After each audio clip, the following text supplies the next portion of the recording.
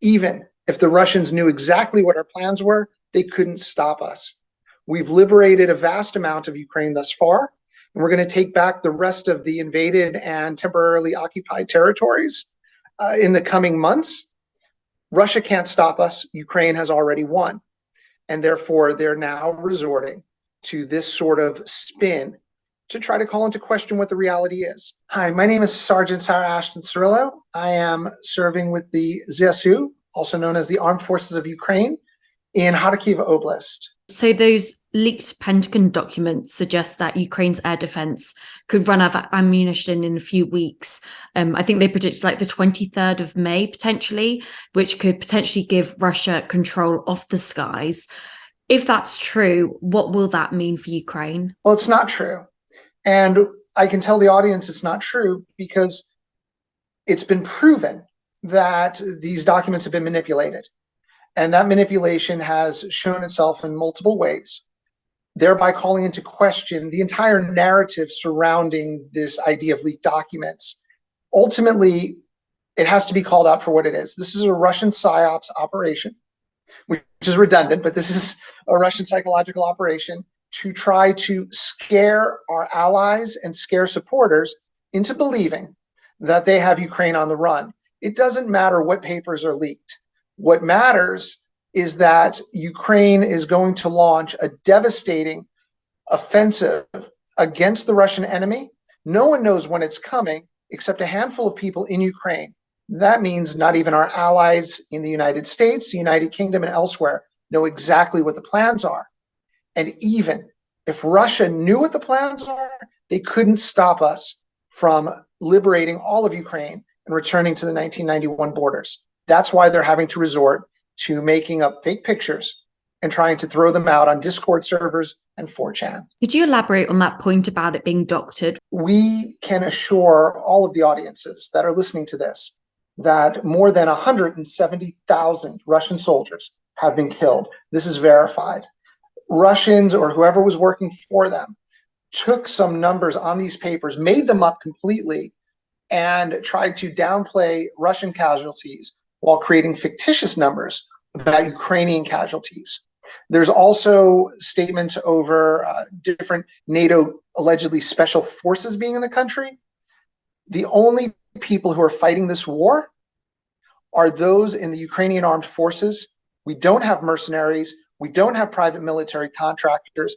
And we most certainly do not have NATO special force troops on the ground operating in combat in other ways against the Russian enemy. So you deny the document suggestion that there's like I think it was like 50 UK personnel they were suggesting were or have been in Ukraine. I'm saying that the entire integrity of the documents that were allegedly leaked isn't just called into question, but this is really fictitious information being pushed out by the Russians in order to try to throttle the support of Western allies and allies around the globe.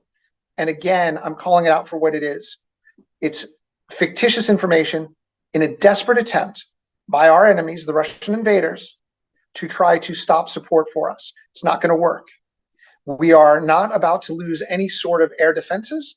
And in fact, our pilots are training right now on A-10s in the United States and are in accelerated courses on some of the newest generation of fighter jets that are in the American Air Force and elsewhere. Ultimately, Russia has been so defeated on the battlefield that they're resorting to playing games with made-up pictures and cheap Photoshop images. The Pentagon did say that they noticed some signs that the documents had been in some ways doctored for some of the information.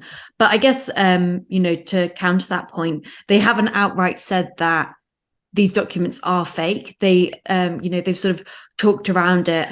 One of the spokespersons said that the photos appear to show documents similar in format to those provided to senior military leaders. So even if some of the details have been doctored, is there not also the possibility that these documents are real, but they have been doctored in some way? I don't deal in speculation, so I can't say what's real and what's not. What I can say is what's not real. Casualty numbers are not real. There's no foreign troops fighting for NATO nations in this country at the front lines or elsewhere. And ultimately, we know that Russia has a history of putting out psychological operations like this in order to muddy the waters and to confuse different groups. It's not going to work this time. No one knows exactly what's real or what's not in those papers. And so therefore, all of the statements that were written in the papers, everything that's been discussed regarding this alleged leak has to be called into question. The integrity of this entire story boils down to simply this. Russia is a known state sponsor of terrorism, and this is information terrorism that they're trying to put out there. It's not working this time. Even if it's real or not, do you think it's had any sort of impact on Ukraine? No one knows what the tactics and strategy are except for a handful of people in Kyiv. Ultimately, not even our allies understand when this supposed counteroffensive is going to take place. Furthermore, and I'll repeat it again, even if the Russians knew exactly what our plans were, they couldn't stop us. We've liberated a vast amount of Ukraine thus far, and we're going to take back the rest of the invaded and temporarily occupied territories in the coming months. Russia can't stop us. Ukraine has already won. And therefore, they're now resorting to this sort of spin to try to call into question what the reality is. The reality is that Russia has created an ill-fated boondoggle for themselves, one that is going to end in the total destruction and transformative defeat of the Putin regime. And we'll see people like Vladimir Putin and Prigozhin either dead or at The Hague. So if there was going to be this big spring offensive, do you think that Ukraine has the potential to actually pull through with it? Or do you think that more support is still needed? We win victory after victory against the Russians under any and all conditions. We've seen this when they raced across the Dnipro River to get away from us in Kherson. We saw this when they queued up in Belgorod to try to escape our counteroffensive in Kharkiv, where we took back close to 90% of the occupied lands here. Ultimately, it's not a question of judging how much success you're going to have at one time or another. Since the 3-day plan of the, quote, special military operation of Vladimir Putin failed and was shown to be what it was, which was Russia, allegedly the second largest and strongest army in the world, truly being one of the most weak and impotent armies that anyone could have imagined facing. We know the truth of who they are. So we don't look at it as one push. We don't look at it as two pushes. It's a continuously evolving scenario where our commanders and President Zelensky make these decisions and we carry them out. So analysts are going to do what analysts are paid to do, which is to speculate. In the armed forces of Ukraine, we do what we're asked to do, which is to defeat the Russian enemies on the battlefield and make sure that all of Ukraine is liberated and brought back to the 1991 borders. I'd be interested to hear your opinion. In the leaked documents, it said that Serbia, which is the only country in Europe that didn't sanction Russia for their invasion of Ukraine, it said that Serbia had sent arms to Kyiv. So I'd like to know, what were your thoughts on that? Why do you think that was potentially put in there? Because the Serbian defense minister has been denying that claim. Serbia has, for a long time, tried to curry favor with the Russian enemies for a multitude of reasons, dating back to the mid-90s and even before, when it was Yugoslavia. Ultimately, we can't answer and speculate on behalf of why the defense minister of Serbia may be walking back allegations that are in this paper. However, it proves what I'm saying. The integrity of this information is completely called into question. It's not only us that are telling you, the audience, the people who are listening right now and watching this, that the papers are fatally flawed due to Russian incompetence and their psyops. But you also have the Serbian defense minister, from an alleged Slavic brother of the Russian people, also denying the facts behind this paper. Russia has been caught from both sides. That's how sloppy Russia has become under Vladimir Putin and his failing terrorist regime. The use of Discord channels and 4chan, things like that, has become far more significant within the context of war and conflict than ever before, really. You know, we're seeing it to spread fake news, to spread misinformation, disinformation, all that sort of stuff. But something that did appear was that video of the beheading of potentially a Ukrainian soldier by Russian servicemen. So could you talk to me about that? What are your thoughts on it? That video shows that Russians are sadists. Russians have a fetish for blood.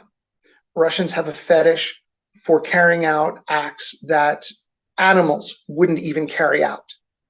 That being said, they were having to put this information out on the heels of being busted on their psyops of these allegedly leaked documents, because they understand that their total defeat is coming soon. They're doing it as an intimidation factor. Those of us serving in the ZSU are never intimidated by tactics such as this.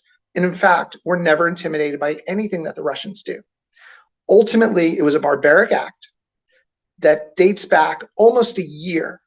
The video comes from the summer of 2022, and they are putting it out now in a feeble attempt to try to scare us. We don't have fear when it comes to our Russian enemies. The Russians are the ones who ran away cowardly across the Dnipro River, swimming to get away from our special operations soldiers and trying to scurry like the rats that they are back into Belgorod as we took over and returned more than 90% of Kharkiv to Ukrainian control. Various media outlets in the UK haven't been able to verify if that video is actually true and if it is Russian soldiers doing that to a Ukrainian soldier. So is that something that has been able to be verified by Ukraine? Yes, we know who did it. We know who put out the video, and it is believed to be an accurate portrayal of what took place in the summer of 2022. Unfortunately, they have a history of it. They put out videos of castration. They put out videos of dragging soldiers behind cars. And again, they have a fetish for sadism and murder. They truly live a snuff film existence. And what happens to these people? Justice. The rule of law and legal military action will be our responses to their sick portrayals of what they believe warfare to be. These two examples that we've been talking about in terms of the leaked documents and then this video, both are very much linked to Discord, 4chan, other sort of various social media chat sites sort of things. Do you think that social media sites should be held accountable for allowing for this sort of misinformation, but also content like that to be able to be spread so virally online? Unlike the Russian Federation, here in Ukraine, we believe in free speech, freedom of the press, and free thought. Those are the pillars of democracy. That's the pillars of liberty. We will never attempt to go ahead and tell people that they can't communicate about these things. Why? We trust the individuals to know right from wrong. We're not Russia, where we are attempting to enslave the minds of its citizens. So ultimately, that's up for the different private companies to moderate what's going on. That's up to different individuals to choose not to spread such information. We ask people to use common sense, to engage in dignified behavior, and ultimately to be able to understand the difference between right and wrong. Supporting Ukraine and supporting Ukraine's efforts at liberty and liberation is the right way. Parroting Russian talking points, spreading Russian disinformation, spreading Russian snuff films is the wrong path. Yet, I believe in human beings and their inherent goodness, as do most everybody else serving in this battle for freedom. And therefore, we trust that in the end, people will make the right decisions when it comes to understanding what this is all about, these Russian psyops. Even just hearing and seeing this disinformation and misinformation and propaganda, is that having any sort of psychological impact on the people out on the ground who are fighting? Yes, in a positive way. We see how desperate the Russian enemy is to be trying to push out story after story after story, to push out videos that are abhorrent, disgusting, and putrid. to push out papers that contain clearly fictitious information and really bad photoshopping qualities. And when we see this, we understand that the enemy is not just psychologically, not just physically defeated, but psychologically defeated as well. And that's why they're trying to push back. They can't. Every single soldier I know, every single civilian I know, I've lived here for over a year, I've been in the military for quite some time, is strengthened by these acts of the enemy. We mourn in our hearts for the victims of Russian war crimes, but we understand the best way to carry out honor in their memory is through military victories and the rule of law. We don't become affected in the way that the Russians could imagine we would. And in fact, it works in the opposite way, in the opposite manner. It drives us to quicker victory and faster victory.